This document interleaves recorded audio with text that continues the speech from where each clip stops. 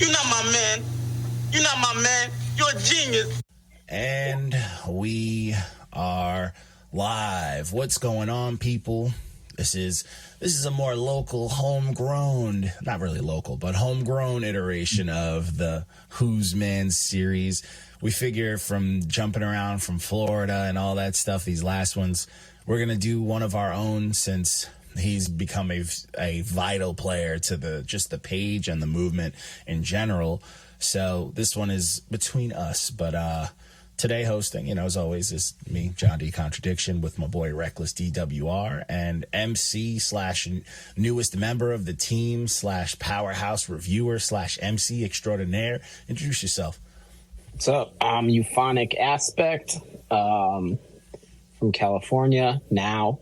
But I've been with NotYaManz for, I don't know, a year maybe? I think it might have hit a year. Might hit that threshold already, a year or so. Yeah. I got to check for the first review. Yeah.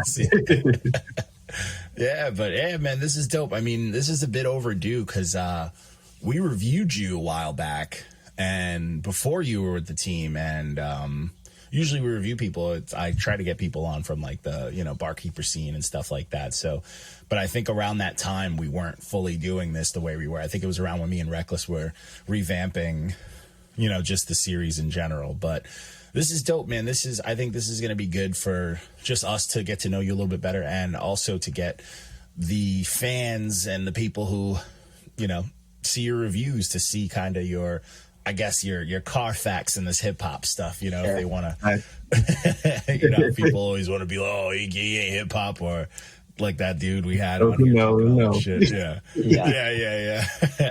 But it's also just fun for me to I love talking hip hop. So yeah, man, we got to chop it up and say, because we were planning an interview earlier, but schedules happen, so I'm glad we got to do it now. So I'm saying, so it's all good. I mean, this is our break too before we jump to Cali, because I think that's what's going on. But then we're going to be in Canada. We're going to do Canada. We got a lot. But Either way, what's good, sir? So I would like to start this off because I rock with your name, but I would like to know the origin story of that. Give us the Lord. So the word euphonic means a sound pleasing to the ears, which I typically considered my voice not to be. Really, it's like super high pitched, it's not that smooth voice you hear on a lot of hip hop tracks. But it actually, that name, I'd gone through a few different rap names in my life. But like a long time ago, I was going by Scope. It was like 2005, I think. And there was a DJ in my hometown of Springfield, Massachusetts, that went by DJ Scope. So and he was way more well known than me. And he had a little store that sold bootleg CDs where I got like my instrumentals from and stuff, Nice. So it was a line in a song I had written, a really old song, and it was like euphonic aspect, a rap intense tracks that peel back my flesh, revealing my stress cracks.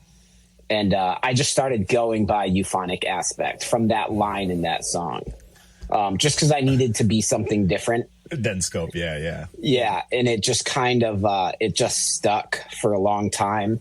I wish the aspect wasn't there, like on Spotify and stuff. It's spelled funny. It's spelled with a K. I just wish it was shorter, but it's too late now, Yeah. Once you start taking things a little serious and you get it out there, you kind of want it to be cleaned up, Yeah. You want your stuff to be easy to find, Right. And I get that, but hey, I'm not mad at that. I mean, I think that you just your music in general. I personally think you have a dope, a smooth, your delivery is pretty smooth. I don't think it's high pitched like you say it is. I think you kind of have you be sliding on beats, but it kind of goes hand in hand with your flow for the most part. But you obviously have multiple flows and stuff. But I feel like the pocket that you like to get comfortable in, it slides. I think that has a lot to do with it too. You kind of work with what you got. I like the swing or funk kind of stuff the best. Yeah. That's where I feel most comfortable. Yeah, that's the fun stuff because that feels the most real when you're rapping.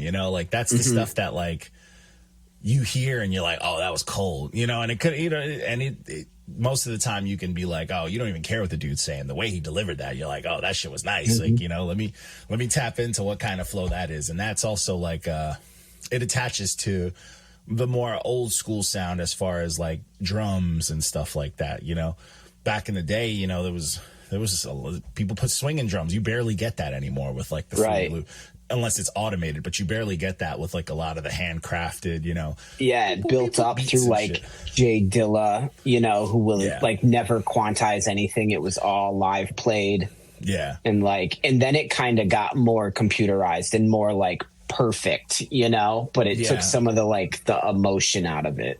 Yeah. And it's like, it's weird too, because like, back in the day, you know, I remember, like not even back in the day for me, but when I used to rock with the old MPC, and I was like, man, this is hard to stay on tempo, but this is like, it was dope. You kind of had to have like the accuracy that you needed to create your own beats and your own drums and stuff like that. And then it's like, as the products advance, now I have this one and the MPCX, and it's like, oh, I can literally make it as perfect as possible and then add a robotic swing to it. It's like, oh, make it more human. And it's like a knob. You know what I'm saying? Yeah, like I'm just twisting it. And it's not the same. You know, it does feel, you know, it's Mick DJing. You know what I'm saying? Like it feels like a cheat code. I remember I dropped, me and my buddy dropped the project a while back, and a producer, Vanderslice. You know Vanderslice? You ever hear him? He's dope.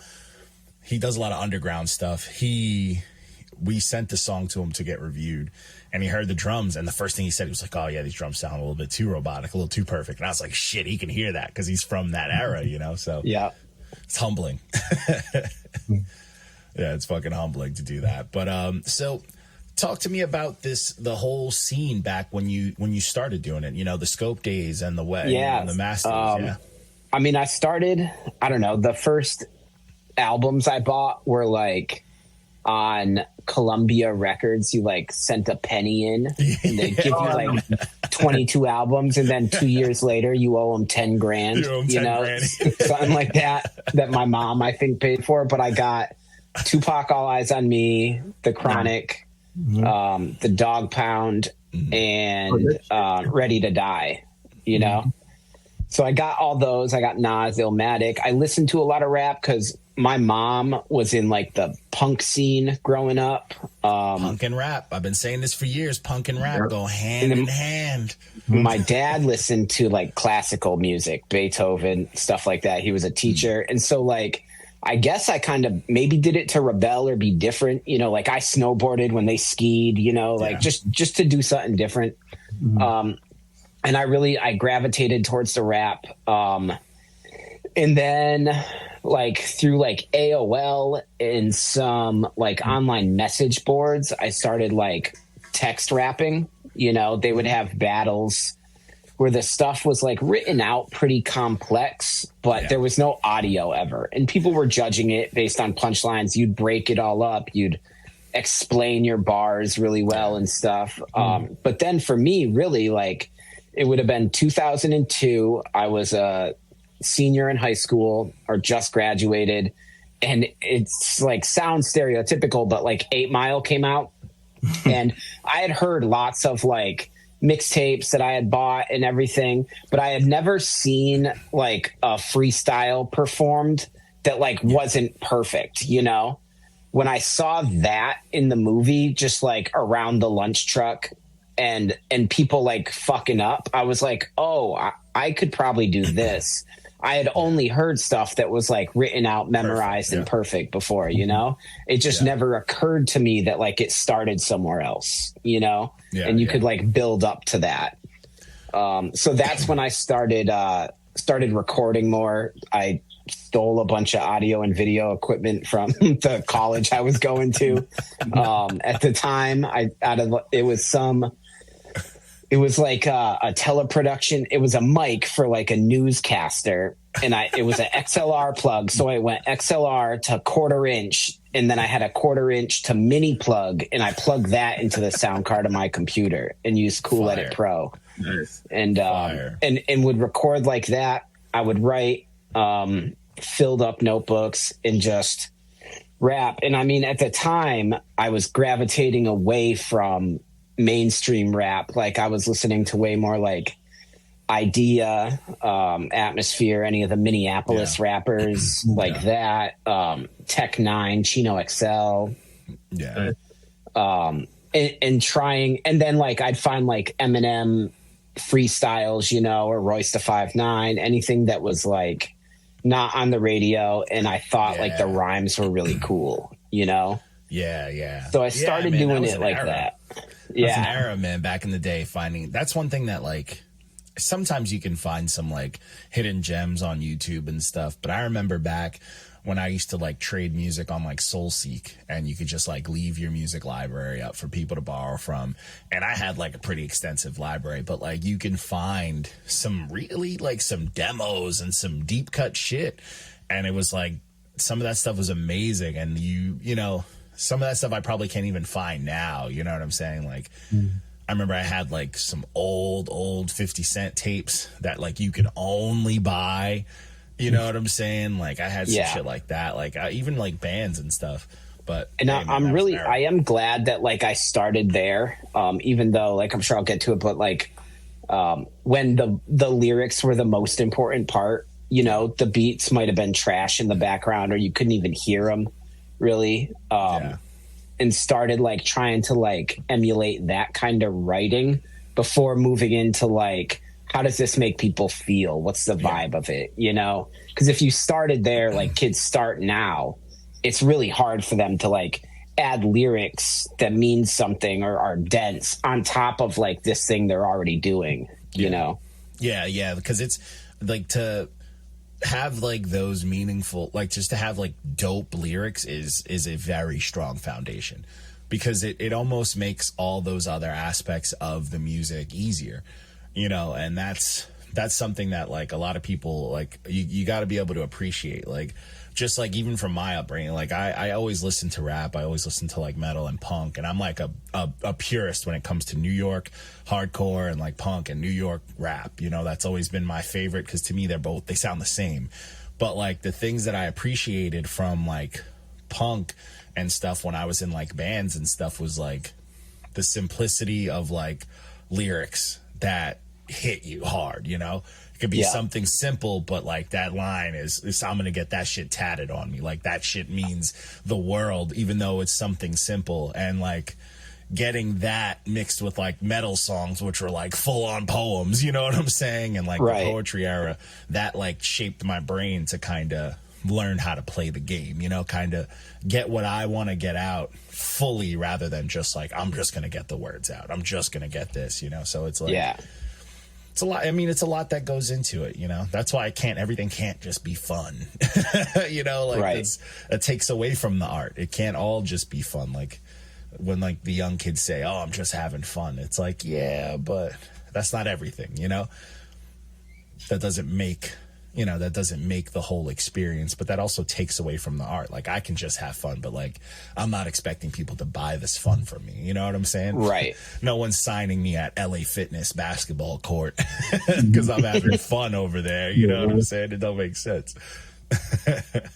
No, but that's dope though. I mean, it's cool you mentioned too, like a lot like Atmosphere and all them back in the day, because it's like, even like I'm a huge Atmosphere fan, and I was introduced to Atmosphere on Headbangers Ball.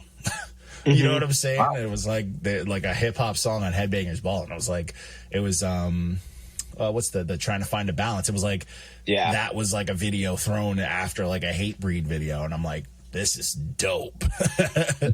You know, but it's like, again, lyrics, slug, simple lyrics but heavy.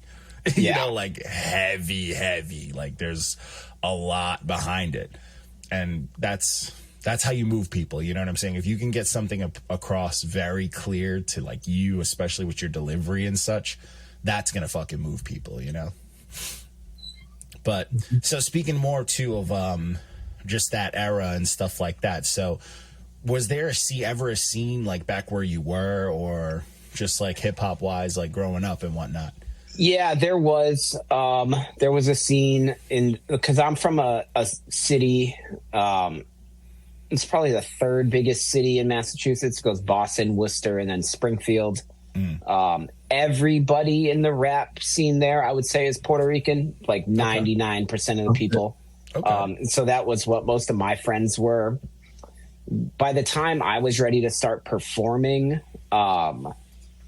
it wasn't really the kind of rap I was doing, you know, and I was friends with those guys and stuff. I did a couple things.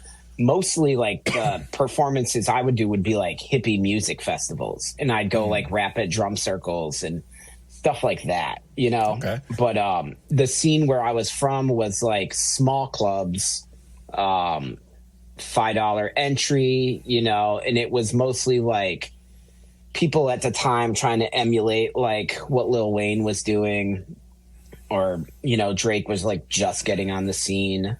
Yeah, it's everybody was trying to just make hooks. Yeah, everyone was trying to make hooks or random bars. Yeah, and it was really like, I mean, it's New York rap where, you know, it's the Lox, Jadakiss, it's Jay-Z, Nas, you know.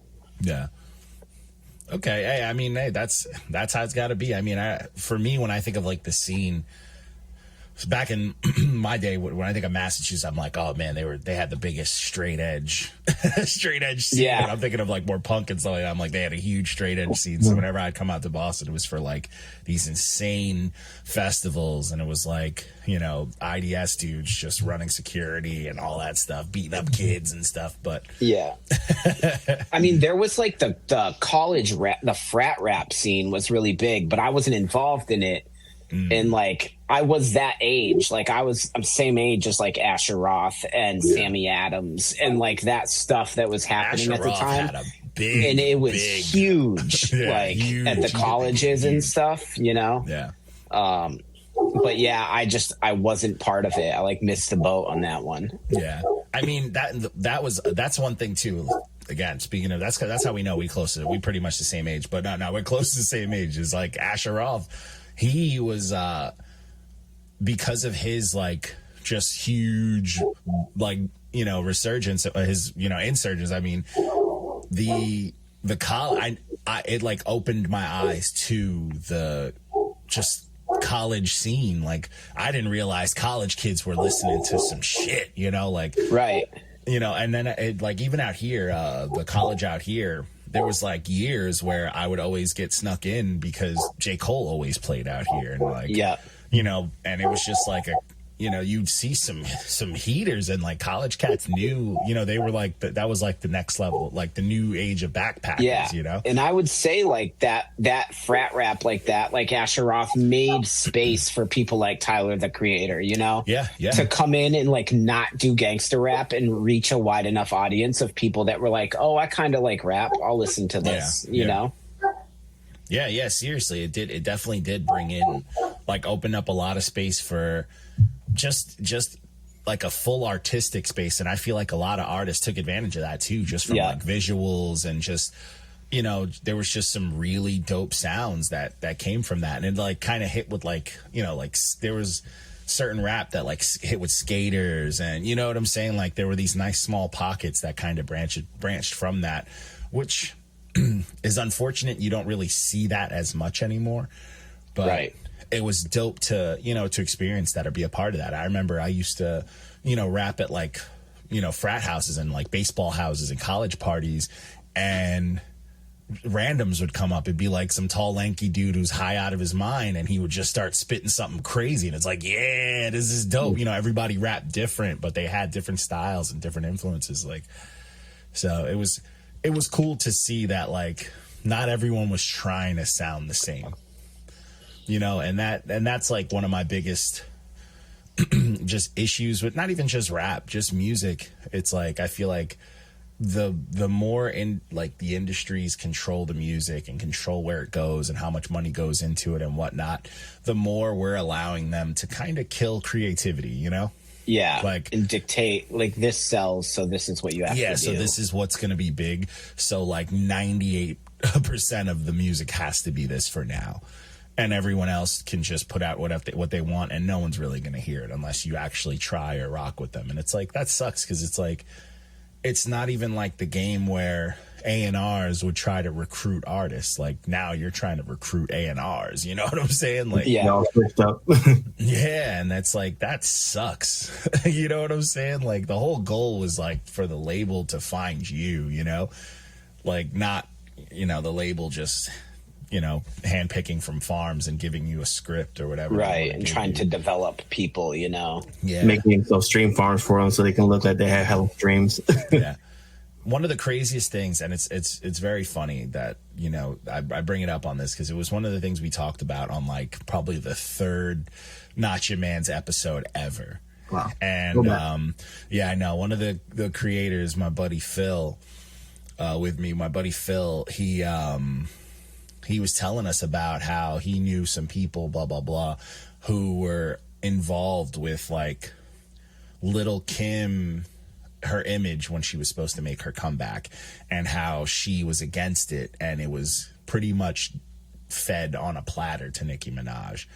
And, and it's just like, just to think of something like that and how like someone like Little Kim, who, you know, had her way paved and kind of bust her ass to get, you know, to get that spot, because female rap was very fucking competitive back then, you know. Yeah. But not the way it was competitive now, like to the point where there was only like 5 or 6 that you'd actually get to hear. Yeah.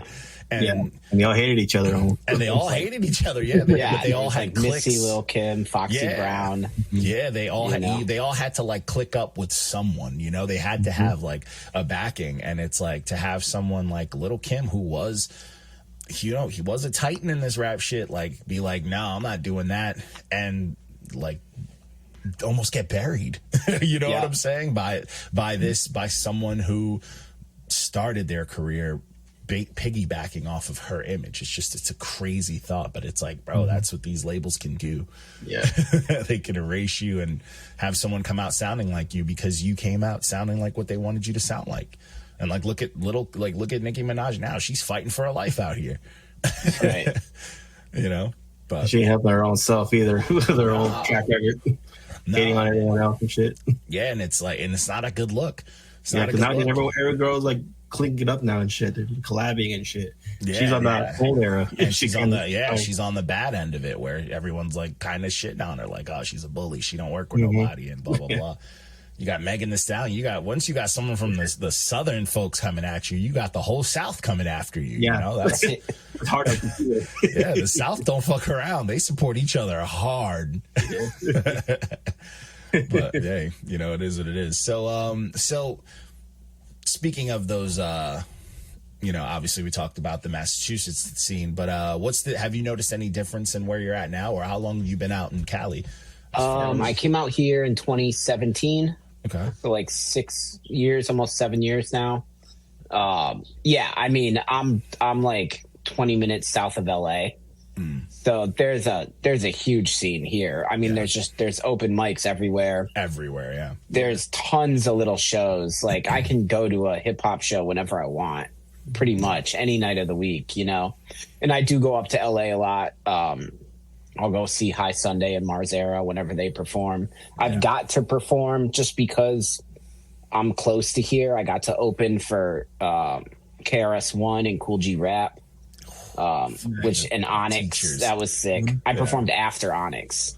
That's in between Onyx awesome. And KRS-One. That's awesome. So that was dope. Yeah, that's super dope.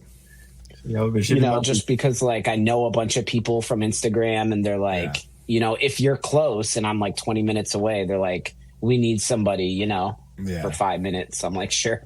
Hell yeah. Oh yeah, that's dope. Connect. Yeah, Onyx, man, they're mad short. But they are. I actually played before them in Long Island at this dope small venue, which is like my favorite venue of all time, the Amityville Music Hall. But I got like there was like a little bit of a thing that happened between like us and like Fredro. But like long story short, one of my homegirls came, and she's not like a hip hop fan or whatever. She came to support me, and she was like, she saw Fredro and she's like, oh my God, that's the guy from Save the Last Dance.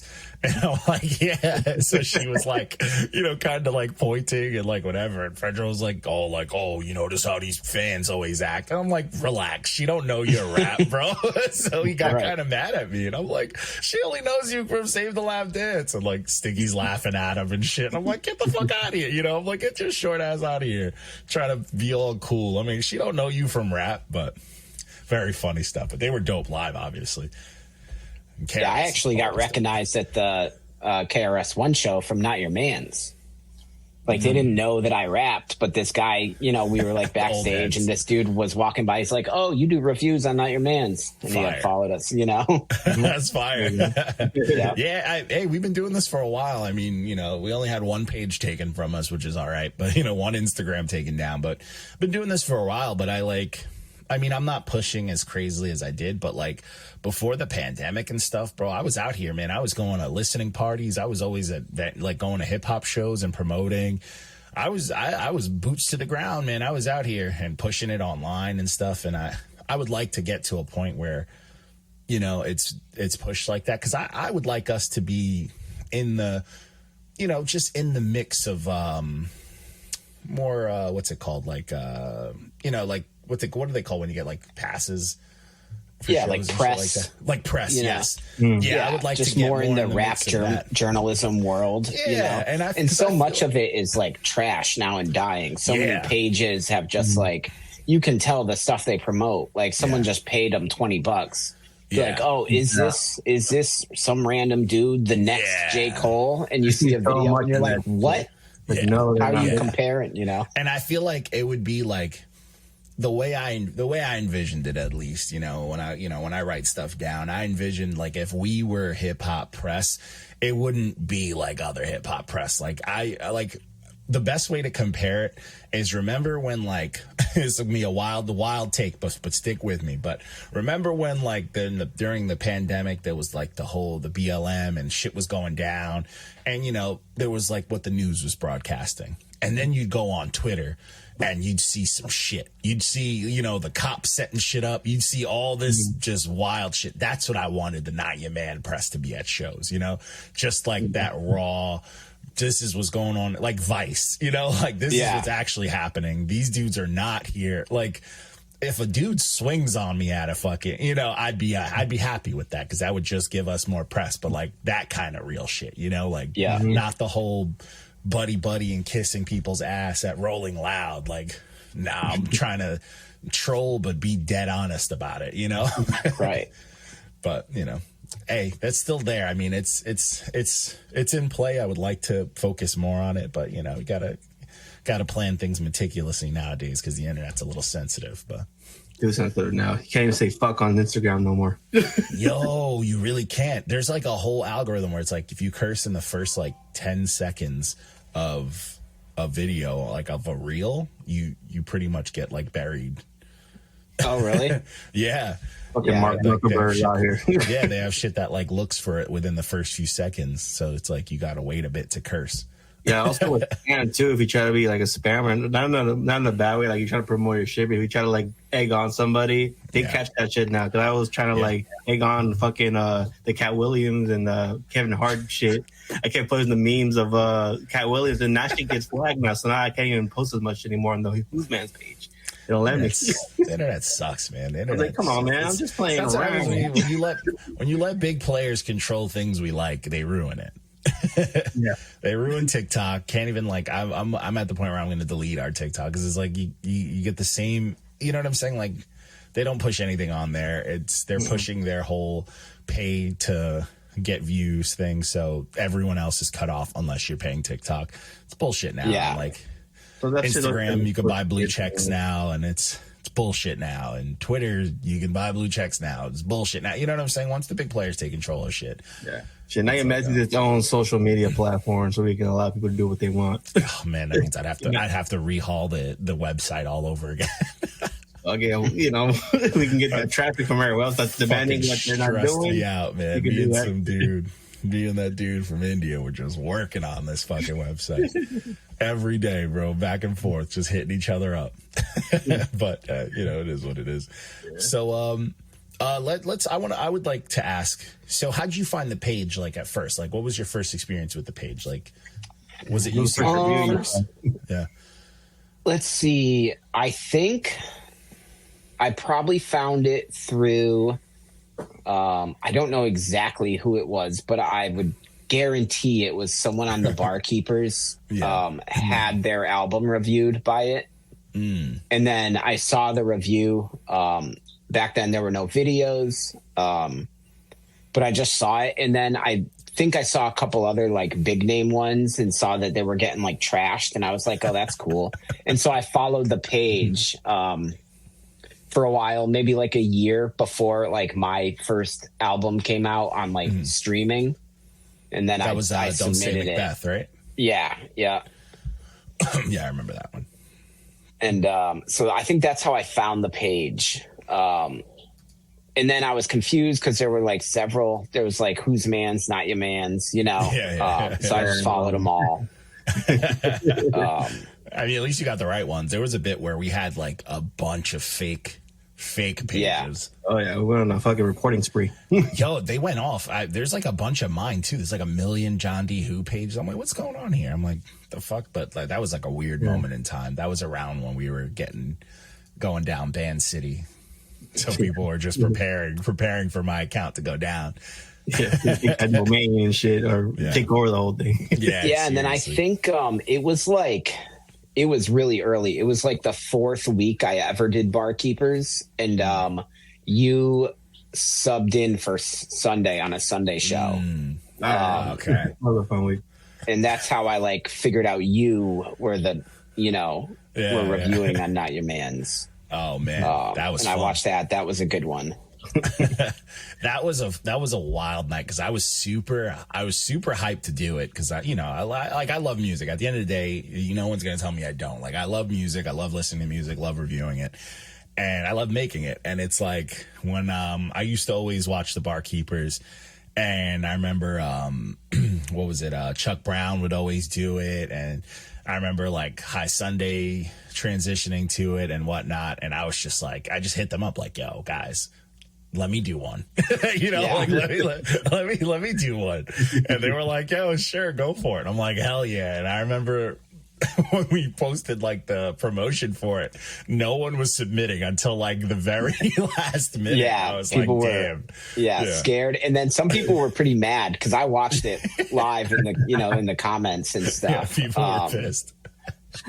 Because Sunday doesn't give any feedback, Sunday he gives flowers, and I appreciate it. He gives flowers, and he's a good dude for the culture, But people did not know what to expect from me. No, John went for blood on that. And I'd say overall, like in the 2.5 years I've been doing it, now like the level of what gets submitted is super high most of the time, for a lot of the guys, compared to when I first started, when I first found the page. Yeah. Like most stuff is like studio quality audio. Yeah, they have there's like a it's like a group. There's there is a group too within it. Like, you look at the the alien dudes, but there's like a pocket of like regulars that you just know you're gonna get good quality. So it's like, I like when those dudes submit because it's like, all right, I can like just lock in, and now I have to really go detailed about it. Yeah. But there's always going to be, the car recording and the ridiculousness. But I mean, it's, that's a platform that I personally think needs that exposure. Right. They need to expand because it can't just always be, on Salou and, and like, Defia and Bison winning all the time, like, which is no slight to them. They work hard. They do what they got to do. Like, they're dope and they deserve those wins. They do. But it's, for me, it's always like the bottom 5 that are like, the bottom of the top 5 that I'm like, yo, we need to get these dudes. We need more people to really start like threatening top, make it more competitive. Because that's where it gets, when there is someone, like when I do the reviews for them now, when there is someone that I'm like, I've never heard this dude before, and they cook, I'm like, oh shit, yeah, this is what I like. Someone who's like they've seen these and they're like, fuck it, I'm coming for it, you know? And Mitch, all right, I'll hurt your ears and drop another one. Shout out to Mitch in the Underground. But yeah, it's like fellow Mitch. That to me, like for me, just kidding, that ain't happening. For me, that's like I remember before I found, you know, Barkeepers, there was like, remember when like you know, 4-bar Fridays and 4-bar, when that was like a thing, and there were some killers like that would do that all the time and shit like that. So it's like, it'd be dope to, because I think that was like pushed by like Damian Lillard, or from what my memory says, but to see like Barkeepers, I'd like to see them push for just, you know, I just want to see them get out there, you know, like they have a great platform, they have a great format.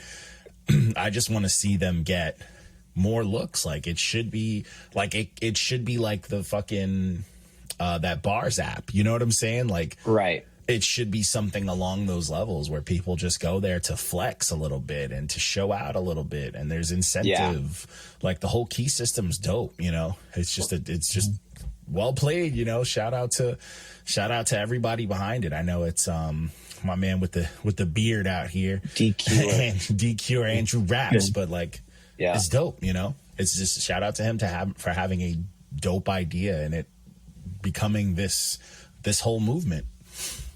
Mm-hmm. You know, they need to get there. They need the Discord. They need it all, man. I want to see that platform like really make moves. But then you got like the Straight 16s, which I always make fun of them for the dusty audio, but they got some killers over there too. Sure. Yeah. It's just it's all punchlines, you know, where people will come to Barkeepers with super thematic stuff sometimes. Yeah, so it doesn't so much feel like you're competing with each other on that sense, you know. It's not like a battle. Yeah, like the Straight 16 seems like everything's battle rap bars, like battle rap throwaways.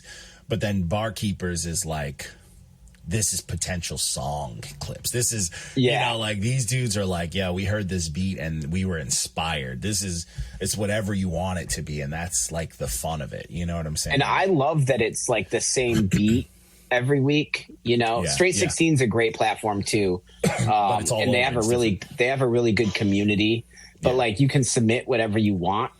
Where like on Barkeepers, it really pushed me hearing, especially in the beginning, it was even bigger, like here, because it was during COVID, like 50 people rap on the same beat and how 50 different people approached it.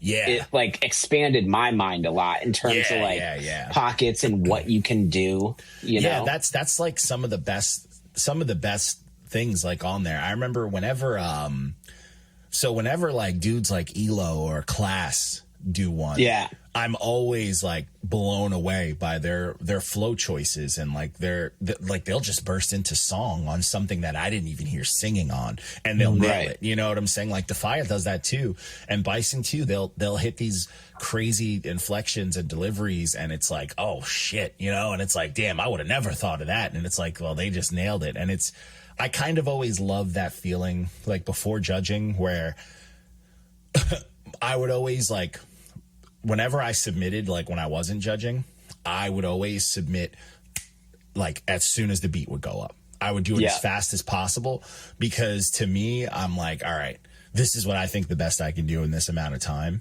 Let's see who can do better, you know? And to me, I would want to hear, and then I would just be blown away by the ideas that would come out, and just people going the fuck off. I'm like, yo, you know, like this is dope. And it's exciting. You know what I'm saying? Like it's super exciting. It's a great platform. Shout out to Sunday. Sunday be going crazy. Yeah, shout out to the homie, man. He does the thing. Yeah, shout out to Sunday. I wish I could vote for him sometime. He does some dope ass bars. He be going bro, why can't crazy. Can we just like have 1 week where you don't get judged? You know, we can judge you for 1 week. Yeah. He appeals to like the old school rapper a lot too, because it's like this dude, he's putting together something clearly fresh on this beat. he's memorizing it like a professional. He's got the hat over his eyes just for the showmanship, to show you that he memorized most of it. You know, like that's just I suck at memorizing my raps. You know what I'm saying? And like to see him pull this off, and like you only get 7 days or sometimes 5 or 6, depending on when they drop the beat. It's like, dude, what a class act! Like what a fucking you know, what an actual artist, dude. And he goes in like he puts in like album cut bars. You know what I'm saying? Yeah. Into them shits, and it's like that's sick, you know. But yeah, that reviewing that night was very fun, because I met a lot of cool people. A lot of people were upset, but I feel like it humbles people too. Like it's, you need that. You need that sometimes, you know. Yeah, you know, you cooked up like that one Christian uncle, the one, I don't know if you remember that. Oh, praise mode. Praise mode, yeah. Shout out to him for always freestyling some chaos. Yeah. Yeah, he did right. He just freestyled the whole thing. Like, yeah, he just freestyled some chaos, bro. And I'm just like, all right, man. Yeah, Shout out just like he lets the Lord in, and he just goes off, you know. And you know what? You can't be mad at that. And that's another thing too. Like you're getting different aspects of like hip hop, like, and that's, you know, freestyling. I never want to hear freestyling on an Instagram post, but I respect it because it's not an easy thing to do. There's a guy who's been doing that lately too. I forget his name, but he's always in his car and he has like the green Tricky screen. Martian always Tricky freestyles. Martian, yeah, he's always freestyling, and he'll be cooking, but he does, you know, if you know freestyling, he has some similar like tells, you know, he says like, he'll repeat the same things, but it's like, hey, go for it, you know, because you know he's working something out. He's having you know, he's working that muscle, and it's only going to get better the more you do it. Yeah, exactly. So it can't be bad. Well, I had a question. So, what made you decide that you can review songs or review albums for the NotYaManz when you decided to want to join the team? It was, I had a lot of opinions on rap. Like, I know it's music, you know, and like with other music, people can like whatever they like. But with hip hop, I just feel like you can say something is better than something else, you know? Yeah. Like this took more effort to write, or this is a more clever punchline, or he said the same thing in a better way, you know? And I've always had a lot of opinions like that. And then I don't know, John D posted like they were looking for people to review, and I just thought it would be fun to do. I've always been a good like just writer anyway. Like, you know, I took writing in college, creative writing and stuff. So I figured it would just be like a fun hobby to do. And I didn't realize like there's so much. I wish I could do way more, you know, and I'm planning on it, but like the list is like nonstop. It never ends. You know? It never ends. It never ends, which is cool. So that's like what made me think, you know, and I had been rapping for like 20 years at that point. And like, I know I'm not the best, but I think I'm qualified to like give an opinion, you know? Yeah. And like, I've heard, you know, people review stuff or like love stuff that I hate, and the other way around. It doesn't matter, you know, it's just like someone's opinion, but like it can give you like a good guess of like, oh, why does this person not like this, you know? Yeah. And that like, that's like the beauty of it too. Like from like the list is like, man, this is never ends, but it's like, man, there's this much hip hop out there. You know what I'm saying? It's like, that's cool. Right. Like to see there's this much. And then like, you know, I try to separate it from like what's submitted versus what's grabbed off of the Friday releases. But it's like, man, there's people submitting this much music too. Like this, it's dope to see that, and to see, you know, there's people who care about their craft, or just people trying. And it's like, for me, I think one of the beauties of it is, that's why I usually like to recruit, you know, other artists, because it just makes more, like, coming from an artist to me, I feel like is way more crucial, because like a fan of music is just going to like what they like. You know what I'm saying? Yeah. You're just going to like, but like an artist is going to appreciate the little things, like, oh, that must've been tough to write, or that, that's some slick shit, you know? And it's like, it's good to get that kind of perspective, because, you know, you're going to be moved by a fan in a positive way, but fans for the most part aren't going to move you negatively, right? And it's like an artist, though, you know, they say some shit like, oh man, you could have did that. They're either saying something that you needed to hear or something you've been saying to yourself that you just never really acted on. And that's why I rock with shit like that, you know. And I rock with your reviews because, yeah, like you can tell the writing is there. Like it flows together very well. It's not as cavemanish as mine, you know, as my reviews.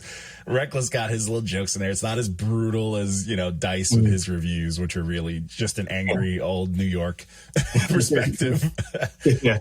But, you know, yours are dope because it's like with your reviews, out of like all of our reviews, I think yours to me stand out the most because with yours, I always get the feeling like, all right, maybe I want to hear more, you know, and like that's one thing that was never really a thought. Like I always like to keep it like, oh, we'll keep it a paragraph, you know, just so short because people ain't trying to hear all that. But when I hear your reviews, I'm like, man, he's saying some shit, like he's dropping some terms that I couldn't even think of. And now it's like I kind of want to hear more of what he thinks about it. And that's why, you know, I even when we talked about the idea of like more extended reviews, like I would trust it from you. Because I know you wouldn't do like the typical mainstream bullshit where they just string together, oh, and this artist's dad, you know, in 97 said this and it impacted his whole career. And it's like, nah, bro, he's just going to talk about the music. Yeah, and, just the album in the hand. And there's definitely like, it's definitely opened my eyes a lot because like, I wouldn't have listened to almost anything that I've reviewed, you know. I never would have just like chose to throw that on. And I've definitely reviewed things. I can't think of her name. I just did a girls album. The Lucy Camp. Yeah, that it was amazing. She really good rapper, written really and well. I never would put that on. Yeah, you wouldn't think that when you hear the music without listening to her. Like if you just heard it, you're like, oh, what is this? And then when you hear her, you're like, she's going crazy. Yeah. So and I still like I would never throw that on in the car still, but like I can appreciate that it's a well-made album. Yeah. You know what I mean? Mm-hmm. And she's hitting her demographic perfectly. Like it's just done well, you know? Yeah. And I never would have found stuff like that without doing the Not Your Man stuff, you know? And even like this is some like terrible trap rap I would have considered like I've recognized some of the like musicality in it, you know, and some of it and been like, okay, this does kind of hit sometimes, you know? Yeah. Even finding like that's the one thing I've always liked too, and that's why I used to give people more of a hard time when they're like, "Oh, you just don't like it because it's old head." But it's like, no, I've heard trap rap that I've absolutely loved, and I never thought that'd be possible. And then it's like, it makes me go harder on the shitty trap rap because it's like, bro, you could have been making this the whole time. You know, sound better, right? Like, come on, There was one album. Oh, the dude, I forgot the dude's name. It was like Derek something, but it was called "God Bless the Trap." And he comes in, and it's like the fucking first song. There's like a children's singing thing, like "God Bless the Trap," and then a hard ass trap beat. And he's rapping about his credit and what he went to college for, and then how he's still trapping. It was hard, bro. Derek Minor. And I was like, bro, this album is fucking heat. And it's a straight up trap album, but he's talking nice, you know? And I'm like, bro, it's I all would have the never found content. that. Yeah. You know? Yeah. And I would have brushed over it just because it was in a certain genre, you know? Yeah, because it's like what we're conditioned is like all the trap shit we hear is the bullshit that's getting forced down our throat when there's a bunch of dope like I've been listening to, so, you know, I got a kid and I don't want him listening to too much craziness yet, like with cursing and stuff. So I've really delved deep into Christian rap, and I'm not like religious or anything, but you listen to dudes like Lecrae, and it is straight up trap with no cursing or nothing. And that shit goes hard. It's fire, you know? And it's like, my kid could listen to that, you know? He can listen to some trap now, you know? And if he, you know, if I want to listen to some trap, then you got dudes like NF, and then, you know, you got Derek Minor doing the more mainstream, and it's just like the levels, you know, where of music is just like, why are these dudes not even getting the fucking credibility that they deserve, you know? Because they don't curse. But it's heat. I love it because I can bump it without. I don't have to be worried. I tried bumping I like Post Malone's album. I tried bumping that. He's talking about all sorts of drugs and I'm like, bro, but it's so melodic. Like I want to listen to this, but I can't. I don't want my kid repeating that shit. True that. The kids is a little more difficult. I mean, when I was a kid, I grew up listening to all the rap with the fucking curse words. Yeah. Oh yeah. But nowadays it's different because like when we did it, we listened to it because it was for us. Yeah. These kids I didn't know we're listening to that shit. Yeah, these kids, they hear a curse. He's 7. He's going to go to school and be like, yo, my dad let me listen to fuck shit at, he's going to start, and the teacher's going to call me up. Cool as fuck. Yeah, then I'm in trouble. Then I'm in trouble, Then I get a lecture on soft parenting and shit like that, It's like, fuck. My child, goddammit. Yeah, I know. It's rough out here, bro. It's rough. This generation's doomed. So another question for you, Euphonic. It's kind of a corny question that I, to ask, but how do you feel about when people say that white people are a guest in the house of hip hop? Do you think that's, so stupid to say, or what's your take? I mean, it gets said a lot. I don't feel that way personally. You know what I mean? I've been listening to hip hop and rapping. Like I first started listening when I was like 8, 9 years old. I grew up, in a pretty poor area of like a dead factory city, So we've had this conversation a lot at Pendulum Ink, but I think, regardless of where hip hop started, it's evolved so much. So I think more people that are like purists do think that, and certainly older people, but like hip hop is the biggest export of the United States, it's everywhere. And like American hip hop is like the standard. Yeah. And I think it's invaded like every aspect of American culture, advertising, media, food, like fashion, just everything, is like has a hip hop influence. Every font people use on their, logos for everything like originated from like street artists and stuff like that. So I think it's kind of hard to say like, white people are a guest in hip hop now. Yeah. I just don't feel that that's the case anymore. It depends. Like Donald Trump releasing the high top gold Trump sneakers at SneakerCon, like that's a guest in hip hop. That's someone trying to like, the vulture. Culture vulture. And I agree, but also kind of disagree. I feel like Trump has been hip hop, even against his we ain't will, giving him that credit. That's his will for his whole he's been just doing what he wants to do. Rappers have been mentioning Trump forever.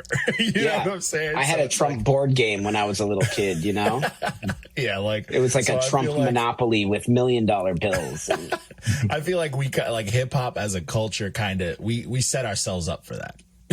We set ourselves up for that. I don't know, people. There's definitely a lot of like shade on white rappers that are bad for sure. Yeah.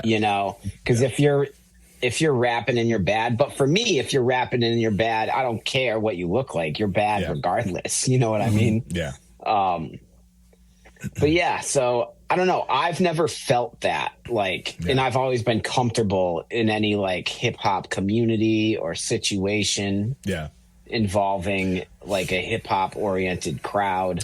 Honestly, I think for me, I feel like that question and term is kind of like a crutch that like it's like a like a sneak attack whenever a certain thing is being brought up, like whenever people bring up M and stuff like that, it is used to kind of combat that. But I don't necessarily think it's to me is as ridiculous as like, oh, Spanish people can't say the N-word. And it's like, nah, bro, we if you were in there, you could say, you know what I'm saying? Like if you were in that environment, bro, like you're not going to tell that motherfucker no, like you can't say that. Like, no, right. you know where he's from. Like, you know what I'm saying? And it's like, to me, I feel like that is, I don't think it's like, yeah, you know, you give respect to where it was created and where it was, but you also have to respect its growth. And I feel like a lot of the people who use that as a crutch or like some bullshit to kind of prove a point are part of the problem when it comes to what's held hip hop back.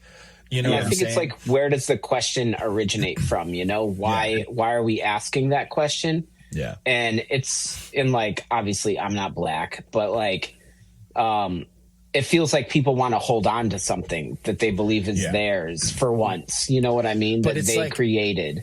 And I personally think that it's their last hurrah, but it's also their excuse for letting it go. Like, what's his name? Fucking Lord Jamal. Yeah, Lord Jamal. He had that whole stunt where he was in social media all the time coming at M. And it's like, okay, you were an originator, but like M has never not supported hip hop. He was he's sneaking out to Master A shows. He was always going to shows. He was always in the circuit. Like, he was always involved. He battle rapped. He did all the things that you do to come up in the game. And it's like, but you were in one of the first successful hip hop groups. And what did you do for hip hop? You know what I'm saying? Like, why did you like you went under a label, you got, you know, robbed, you stopped putting out music. So where's your accountability? You know what I'm saying? Yeah. For you to say that someone's a guest when M has put on how many hip hoppers? Like, the Griselda boys wouldn't be where they were if it wasn't for him. You know what I'm saying? Like the Slaughterhouse, like just the Shade 45 radio in general. Yeah, Shade 45 and Shade 45 is hip hop royalty, bro. Like, you know what I'm saying? Mm-hmm. Like, to go on there, dudes love it. You know, to go on there and get a freestyle is like big news. If you fail on there, you're hip hop banished. If you do dope on there, you're hip hop. With a lot of and people forget, like, that was the first like real hip hop to get on satellite. Yeah. Mm-hmm. So have its own station. So it's and like, play underground music, you know, and play underground and like upcomers. And like now it's even bigger on YouTube where you'll see artists representing individual hoods. So it's like, what is Lord Jamal, you know, what has he done? And it's like, you didn't do nothing but let hip hop get taken by, you know, these big moguls and stuff. And then when M gets to the point of where he is big enough to do that, all he's doing is pushing the culture and promoting the culture, you know what I'm saying? And like, and keeping it going and keeping a certain sound. So it's like that kind of crutch is bullshit, because it's like, then you think about places like, I believe in Russia, they have a hip hop political party, bro.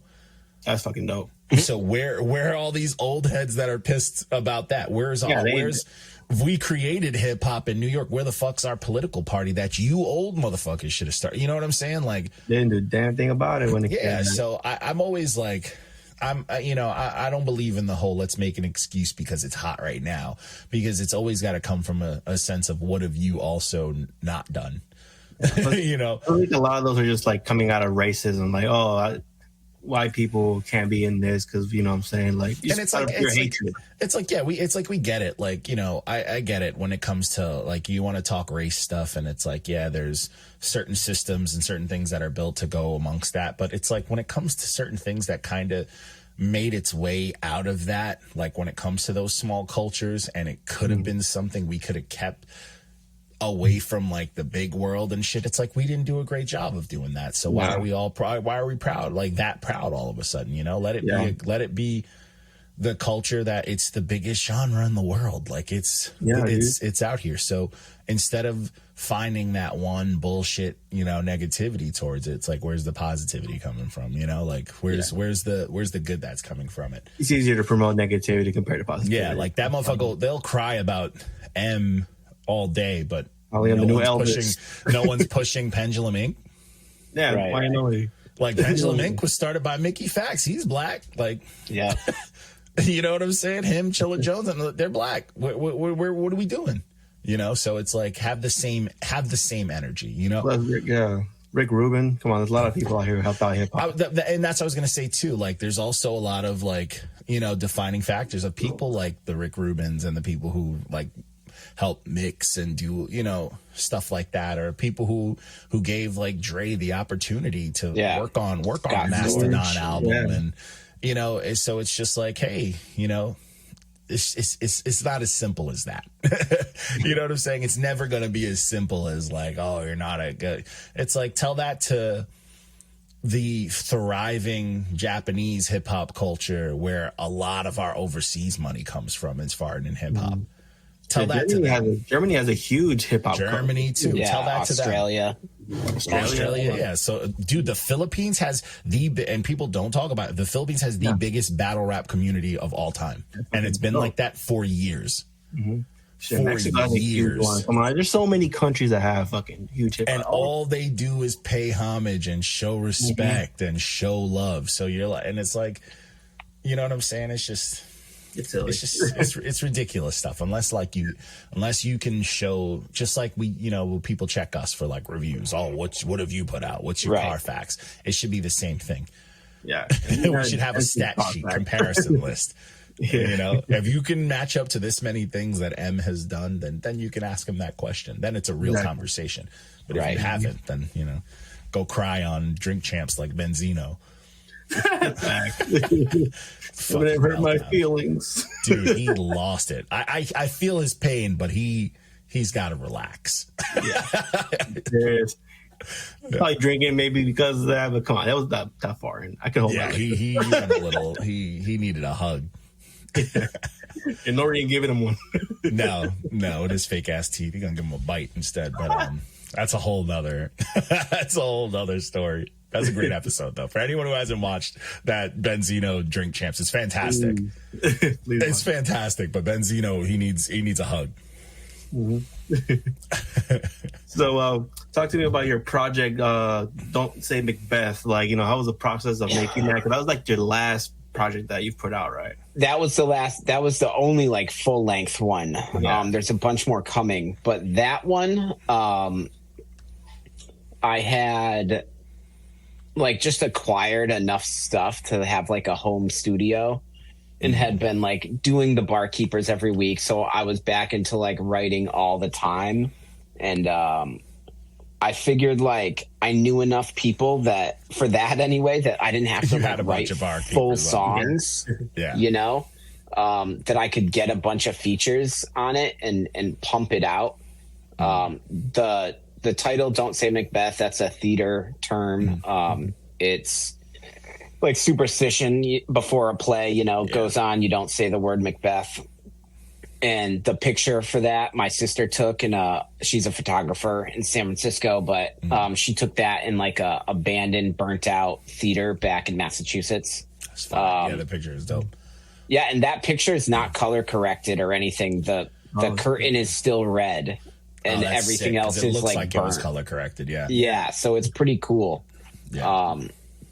So that album came together pretty fast. It was mostly a collection of beats from like Anabolic Beats, who does Barkeeper beats a lot. That's how I found the Barkeepers originally. Was I put about 100 songs out on SoundCloud, mostly on his beats, because they were like all this boom bap tempo that for me was super easy to rap on. And then so like I followed him on Instagram and I saw all these posts of these people that he had shared rapping over this same beat, and I'm like, oh, what's going on? And like that's how I found it. And so yeah, that album came together pretty quickly. It was like, I don't know, 2 months. And I just asked all the people I knew that rapped, you know, I'd have everything recorded and just have the open verse and send it to them and be like, hey, do you want to get on this? And only a couple people like said no, but it was like ready for them to record on, you know? Brave, ready to get cooked on your own track. That's how real rappers get down. And then that's real shit. Yeah. I mean, I would say on that album, I would say I'd say Blonde Jew probably cooked me. I was gonna say Blonde Jew is the only person. It was the Singularity track that I remember. Blonde Jew, he went crazy. Because Sunday, I'd say, is probably definitely especially at the time, better rapper than me. but he just did like 8-bar sections in between my 16s. Yeah. And he kind of went with whatever the theme was. Yeah. Where Blonju just went off. He went nuts. Blonju went crazy. And so, but I didn't care, you know. No, I just wanted it out there. That makes it better. Like, because that song is one of my favorites on there. I think my favorite song on there was Sour Grapes, but Singularity, like, you know, that it makes the song better. You know. Yeah, Sour Grapes. That guy Cinna, he lives right across the street from me. Trying to get him to rap more. If someone's gonna like, he has the look too. He's like 22.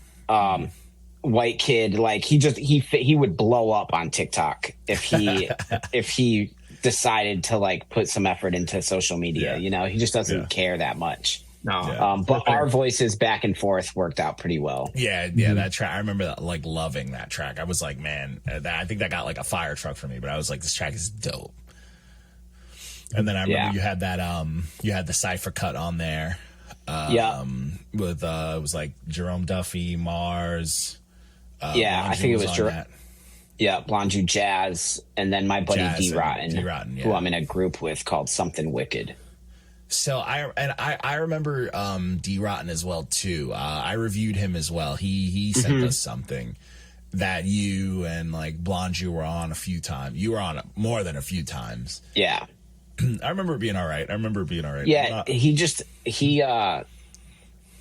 doesn't care about mixing that much. You know? It was just the quality.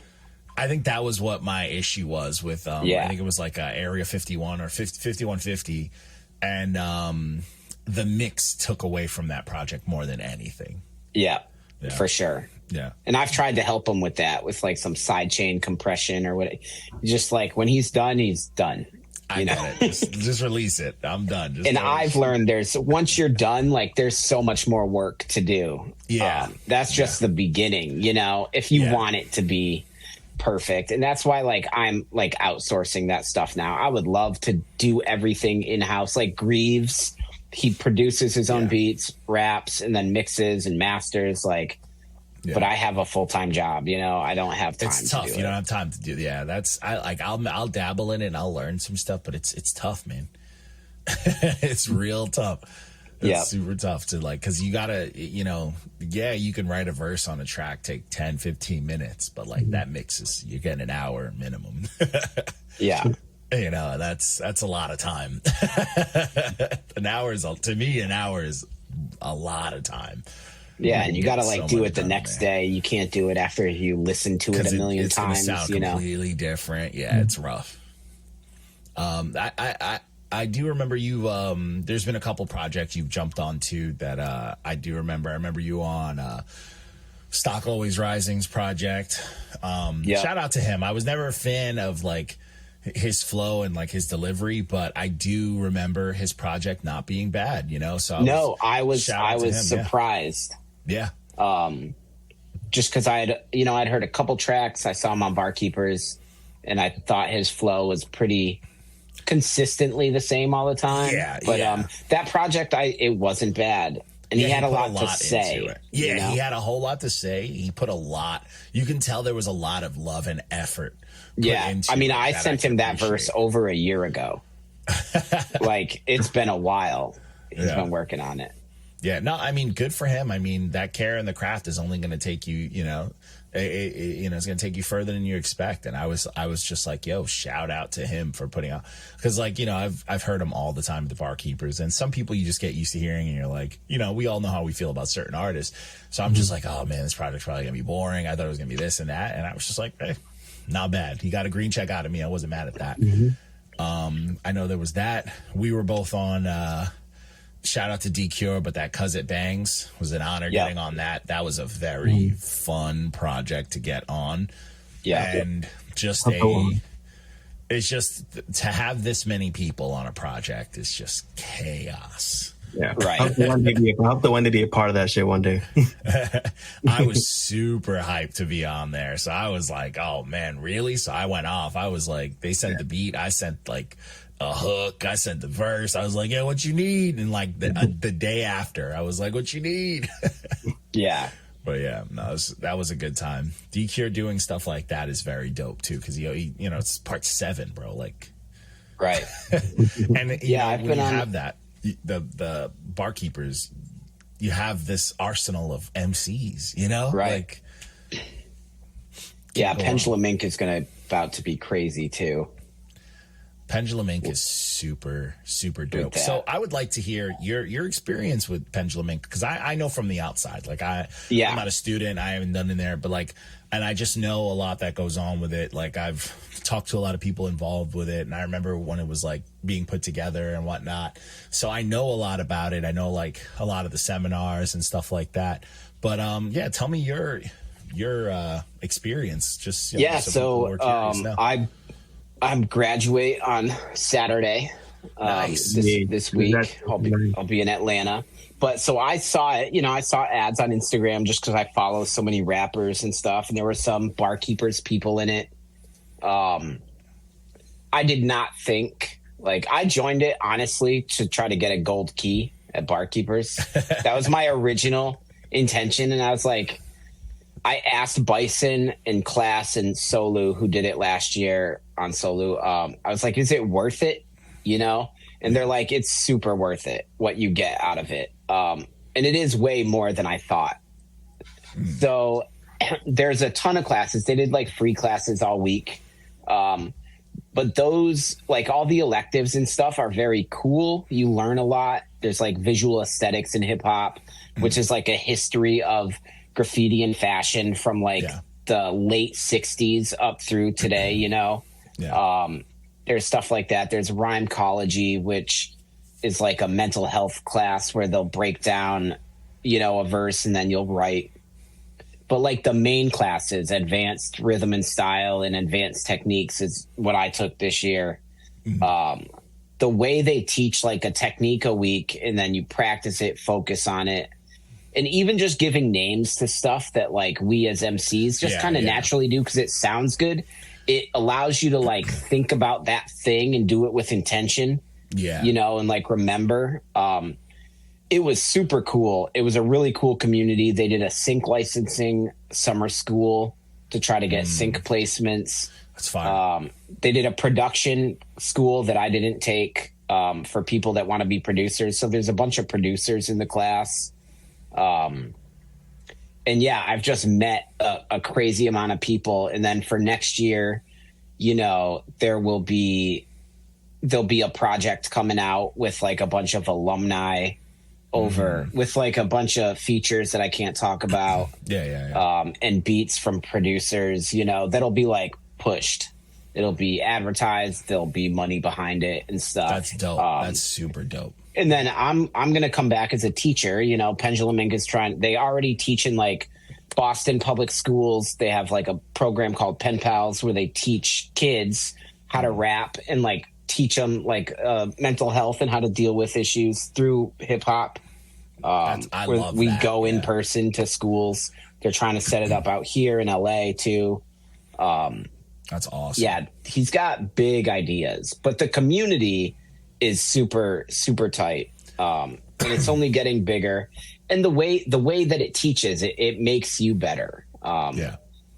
Which I didn't expect a school, because it's music. It's you either got it or you don't, I figured. But everyone can get better, And I had to do a whole trap lesson where I had to do a triplet flow, or I had to emulate my idol. I had to rap A$AP Rock, for 16 bars. And just doing things that you wouldn't normally do allows you to Mickey wants, if someone calls you up and says, hey, I want you on this song, it's this kind of song, he wants everybody to be able to do it, Yeah, I gotta be ready for that.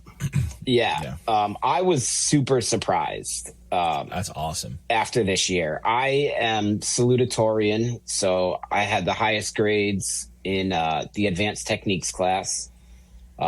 This guy Pacemaker got valedictorian. He had the highest grades in the advanced rhythm and style class. And the techniques is taught by Chilla Jones. That's all. My favorite battle rapper, which is funny. It's punchline schemes. It's all, they have names for all kinds of shit, but it's like really complicated writing. And I love that. It's like puzzle pieces, you know? It's like do a scheme, but like not at the end of every bar, like the whole thing. How many? So I did like a 4-bar scheme with 17 James Bond references in it in 4 bars, you know? So like every word matters. And then advanced rhythm and styles taught by Mickey. And that's got the lyrics don't really matter that much. It's more about the feel of it, you know? Yeah, and the bounce. It's like hook writing and like different pockets, you know, different cadences and stuff. So, and if you can't rap at all, it'll start you like how to build rhythm. There's like introductory classes too, you know, rap tech and regular rhythm and style and stuff. I was really surprised. I would sing its praises to anybody. I didn't expect to get much out of it. I had enough extra money to do it. And like I said, I just wanted a gold key. And then I became a judge. I'm not even eligible anymore. I've never got a gold key. Yeah. But yeah, it's pretty crazy. I'm performing Friday at the Trap Museum in Atlanta. That's awesome. And then Saturday at the Handlebar in Atlanta, I'll do a couple songs, and then there'll be a bunch of big ciphers and stuff. But the guests they get are crazy, you know. It's really awesome. Cool. Yeah, I always see they always have like some dope lectures from like some legends and stuff like that, and it's like just the whole experience of it is like that's something that like, you know, young me would have dreamed was like a real experience, like in a real, you know, in a school, or you know what I'm saying, like in like that environment. And it's dope to have that online, especially, you know, the way the world's been ever since the pandemic and stuff. So it's good to have. Yeah, but I got to rap for Blue from Blue in Exile. That's fire. That was cool. High Sunday actually went to high school with him. That's awesome. But like, there's been a lot of the big, you see Method Man and like, you know, they post people up that come and do things. But the best one, the coolest thing, or the thing that stuck with me most, I'd say, from all year, was Big Gip came in. And he just popped into a class that Mickey was teaching. It wasn't like one of those guest lectures or anything. Yeah. But he talked. And the gem he left me with that like I really took away from it is like, if you're an artist and you have this ability to like reach anybody, then you have the responsibility to do it in a positive way. Yeah. You know what I mean? Yeah. And like, I listened to gangster rap growing up, but like, it was different. It was like a story of a struggle, you know? It wasn't talking about, I don't care about your Gucci bag. You know what I mean? Yeah. Like, and what are we teaching kids? Yeah. I like that speaks levels to like, I wholeheartedly agree with that. That's why like I've always rapped the way I do. I've always, cause it's like, at a young age, I took music super serious. Like even till this day, like all the punk bands I listen to, they have depicted my politics. They've depicted how I approach things, how I approach everything I do in life. And it's like, to me, hip hop, as much as I could like a good violent rap here or there, I know that what I'm going to gravitate towards and what I need to listen to if I want to get myself in a better mood. And if I want to, you know, get myself to want to, you know, motivated. And it's like that rap, like that's why I rap the way I do. You know, High Sunday's always like, oh, he's the professor, and it's like, no, I'm just rapping what I wish I had more of.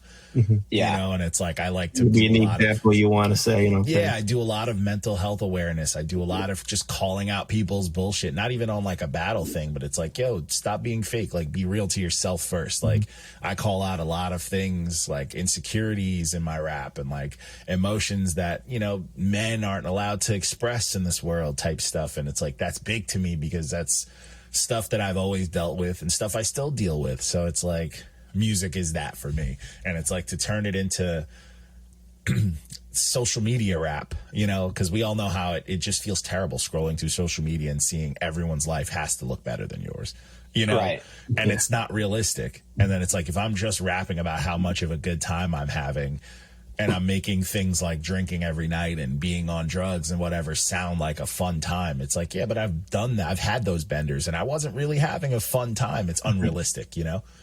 Yeah.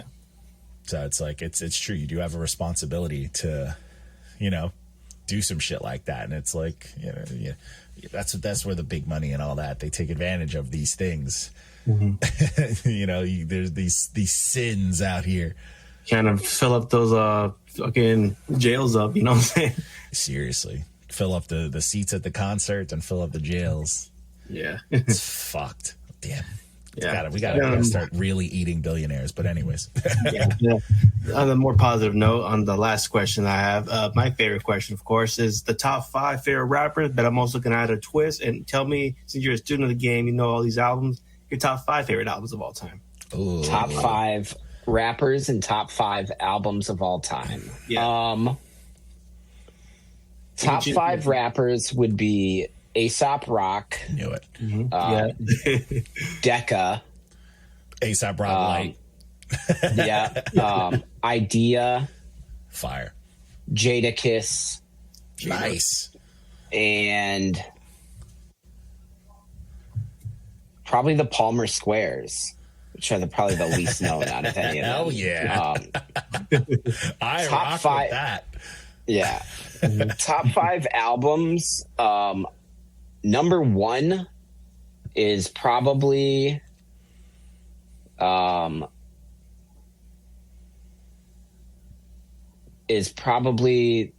Lucy Ford EP by Atmosphere. Fire. That's probably number 1. I would say Illmatic is number 2.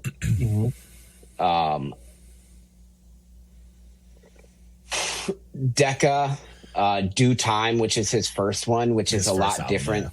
Yeah, that one is super dope. It's way I different listened than to that. all the other shit he's put out, and it's awesome. Yeah, it's more storytelling, and it's more coherent. Yeah. You know, the lines are easier to listen to. I'd say the Fugees, Fugees, nice. that album, and then number album's 5, probably Jadakiss, Kiss the Game Goodbye. Hell yeah. Nice. Classic. Unspoken classic. No one ever brings that up, but that album was all bangers, all radio bangers, and just bangers in general. Not mad at that. Good list. So who are 5 artists that you're bumping like regularly now? Yeah. Regularly now, I've been bumping Copyright a lot. I got a copyright feature. Oh really? Yeah. Yeah, he is just the best like punchline writer, and he's funny. I love Copyright. Yeah. I would say Copyright a lot. Let me look. Yeah, And then he's the truth. I mean, He's I having, listen like, a to bit of a myself read. the most. He's having like a dope. bit of a resurgent, but he's dope. Yeah, hell yeah. Listen to yourself. Yeah, do what I need to do. Hell yeah. Copyright, Elzai. I've been listening to him Hell a lot. yeah. He's been dropping a lot. Last year he dropped a lot. Yep. Yeah, he went crazy. Yeah. No one reviewed that Him and Oh No project. I'd say RJ Payne. I look for anything he Punchline puts out. fucking demon. Yeah, and they're really simple. They're not simple, But they're haymakers. yeah, they're not super wordy, and they're just like great, you know. Yeah. Yeah, like the metaphors are top tier. Like you're like, oh, you know, they hit. And then I'll always throw on A$AP Rock a lot. I've been listening to his new album and Spirit World Field Guide and like Skeleton. I listen to those a lot. And then also Travis Thompson. Yeah, Travis from Thompson's like dope. Seattle or something. The chubby cat. He be sliding, boy. Yeah, his delivery, I think, is the best I've heard in a long time. It's like slack jawed. Yeah. And like, so he's that's very what I've been melodic listening. heavy, even though you wouldn't expect, because he sounds like he's not putting effort. He's very melodic. Like it's very pleasing. And his pocket is clean. Yeah. I like that a lot. Yeah, he's dope. I like that producer he rocks with too. I forgot his name, but yeah, he's super dope. He's one of those artists that like he's been dope for a while, but like I always feel like he should be bigger. Like You know what I'm saying? Like, I feel like he hits that whole like TikTok, and like he hits all the right notes to be one of those artists, but also like artists that like girls will grab their song clips. But I feel like it just isn't there yet. Like no one's doing it yet, you know? Yeah, I almost feel like in cases like that, sometimes he's on the line of being like a little too good. You know? Yeah.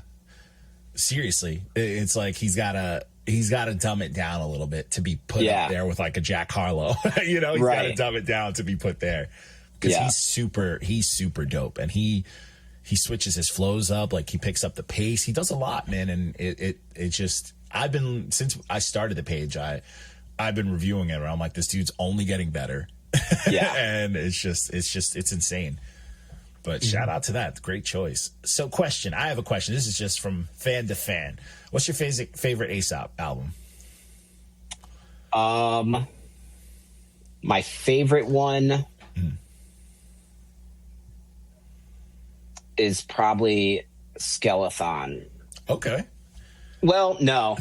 Impossible Kid. There, I was like, for me, I think my favorite's Impossible Kid, but I wouldn't know what I would call his best. But I think Impossible Kid to me is a masterpiece. Yeah, that I know all the songs from the best, I'd say. By heart. I think that one, it like got like it was like the rockiest. And then when like Spirit World Field Guide came out, it was a little bit weirder, you know. I didn't even like it at first. I had to listen a few times. But Impossible Kid, and then like the Hail Mary Mallon, him and Rob Sonic. Yeah. And then the Uncluded, A$AP Rocky and Kimya Dawson. That album is fucking unbelievable too. It's so weird. I feel like Impossible Kid, like those ones, I like the weird ones a lot. And I usually look forward to his weird projects. But I feel like Impossible Kid to me, out the gate, was just heat. Like I didn't need to, like my first listen, I was like, yo. And then it only gets better the more you listen to it. Yeah. You know, like it's one of those where it's just like, dude, this dude did it all. Right. And I sing his praises a lot, and I try to show people. I mean, most of the people I'm around like can't put the effort in to listen. You know what I mean? Yeah. To him. But yeah, A$AP Rock is unbelievable with the imagery. Like, there's no one that even comes close. He doesn't say anything in a standard, normal way. Yeah. It's all really cool phrasing, you know? Yeah. And it's just like that. The thing with him too that I just really like is like he appeals to like, if you were like an 80s New York, 90s New York fan of like Beastie Boy type, like, you know, that type of energy, like he appeals to you. Like if you lived in the city, like he hits with that. Like he just the way he strings his words together, how dope it is, how his pocket is just, it's never ever not perfect. And it's like, but it's the amount of words he's putting into it, the amount of syllables he's adding, the way he's putting it together. Obviously, his vocabulary is Guinness Book of World Record, you know, is up there. And it's just like this dude to still put together something that sounds cool while being that wordy is fucking like that's impossible in itself, because I mean, just as me, an old school New York cat, you know, the second I hear someone use a big word, I'm like, nerd, you know, I'm like, oh, here go that calculator bullshit, you know, here go that wordy, hibbity, dibbity, dibbity shit.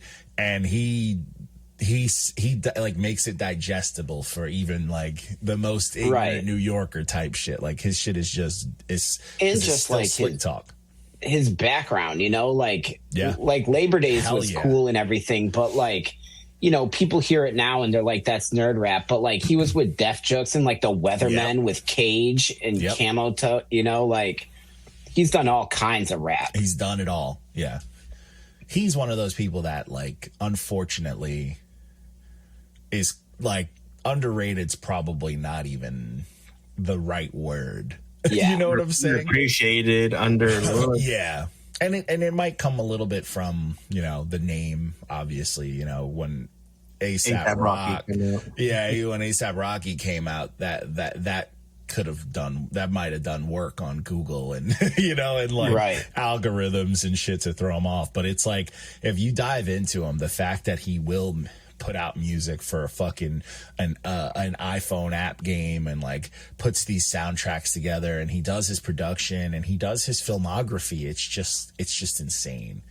He is there. And then he'll rap about some shit about eating, like drinking decaf and drinking teas and shit, and you're just like, bro, this is that cool dude with a dope record collection walking around Brooklyn with sandals on, I'll just show people the song like Kirby, and just like, this is a whole song just about his cat, his cat, and listen to how in depth and detailed and imaginistic he can be about his cat. He's the truth, man. I usually, whenever I want to show someone him, it's between Shrunk or A Lot of Years. I feel like those two songs are so straight to the point, and like he just gets it. He gets it to you, man. You have to run those back. But yeah, he's the fucking truth. So hopefully, I don't know, it's still in progress, but I should be getting like a one-on-one mentorship with him for like a month next year through Pendulum Ink. That's huge. I know you're juiced. You want that. You got to manifest that. I know you. That's dope. Mm-hmm. That's super. I didn't even know they were getting him involved with Pendulum stuff. So that's super dope. Yeah. So the first year no one knew what it was, so he got who he could get and through his contacts and stuff.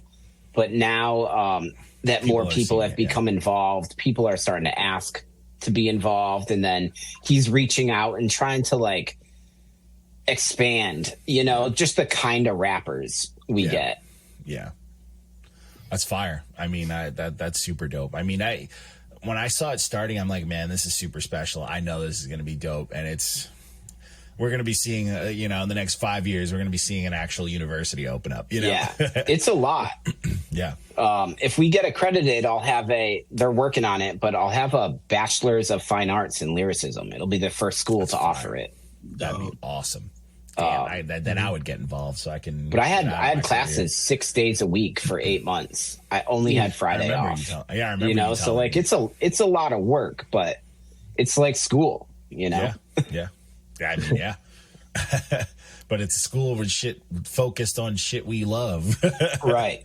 Like harder than doing like trigonometry. Yeah, taking some extra credit for some shit we don't care about. Yeah, like fuck. Right. And even like the math or business classes are like talking about publishing and rights and contracts and everything like that, and like how to get a press kit and get ready, all the shit we struggled to do on our own and YouTube University and whatnot. Yeah. Shit. Every time I hear more about it, I'm like, I might just do it because I love the way it sounds. I want to see it. I want to, you know what I'm saying? It sounds dope. And I haven't heard a bad thing about it. Yeah. Unless it's someone hating. Right. Yeah. I mean, we had some people come in, that were like, this isn't something you can teach, talking about hip hop and stuff, but it is. Yeah. You can teach it. Can. People need to like it already. But that's the thing. Like any art. We all learned it. Yeah. That's right. Because to say it's something you can't teach is a very stupid thing to say. Like, we all learned it. Mm-hmm. So it's just like, like that's just how it goes. Like we all learned it. There's really nothing, but that's fucking super dope. And still learning. Yeah, that's right, Mitch. Still learning. I'm still fucking learning. I've been doing this music shit for a long ass time and I love it still, but I'm still learning shit. You have to keep learning. We're students of the game. You know what I'm saying? Facts. We're trying to be a Jedi out in this bitch, and Jedis could still learn, Exactly. Let me complacent thing. I already know everything. Think the fuck. You get lazy. That's that bullshit. But this was super, super dope though, man. This is what I kind of expected. It was going to be a good chop up, man. This was super dope. It's good to officially like get to chop it up and just see, your hip hop background and just in general, just find out about it, find out more about it. It paints more of a picture as far as behind, like, the man behind the reviews, but also just your music in general, man. It's dope. And as far as I'm concerned, man, keep doing what you're fucking doing. I think what you're doing is dope. It's good to just be a creator, but also, like, you're doing behind the scenes work too. That's just, it's important. You know what I'm saying? Like, also, just even the whole Pendulum Ink info you drop, like, that's fucking important. You know, people need to know shit. Like, awareness is everything in this underground game, you know? So it's dope to have that, man. This is super dope. I truly appreciate this. Rec, you got any more questions? Cool. I don't know if you got. Oh, no, that was the last ones that I had, man. See, we fit it in, you know, with these episodes just turning into an hour and a half. That's my fault. I talk too fucking much. But yeah, it's all good. But yeah, man, before we sign off, you want to let people know, you know, where to follow you, all that, you know, the hip hop stuff. Yeah, on Instagram, it's Euphonic Aspekt. That's where I'm most active, ASPEKT. And there's like a link in my bio to, you know, website with anything you need. Have a couple projects in the works. One produced by Blonde Jew. Fire. I like his. And the other one produced by this guy K12. That's going to be like a post-apocalyptic story album of this little robot called Orange. Just walking through. It's all going to be wrapped from his point of view. Just something weird, you know. Yeah, you gotta have fun with it. I like that. And yeah, I mean, I'm super available on Instagram all the time. You can catch me doing reviews for NotYaManz, judging for the Barkeepers, and then any Pendulum Ink, anything, you know, I'm there. Any class, any performance, whatever. Hey, there you go, people. Add him up, man. Hit him up on Instagram. And yeah, man, show love to the movement, man. Check everything out, man. Don't be shy. Check his Carfax, man. Go listen to some music on that bullshit. But yo, we're signing off. Super dope chopping it up with you, man. You know the drill. We know where we can all keep in touch. You know where we can find each other and all that. But I'ma holla at y'all, man. Y'all have a good one. Peace out, people. Yo, Mitch, if you still in there, man, shout out to you too, man. Keep doing what you do. Yeah, shout out to them, man. Chat. All right, y'all. Peace. Peace.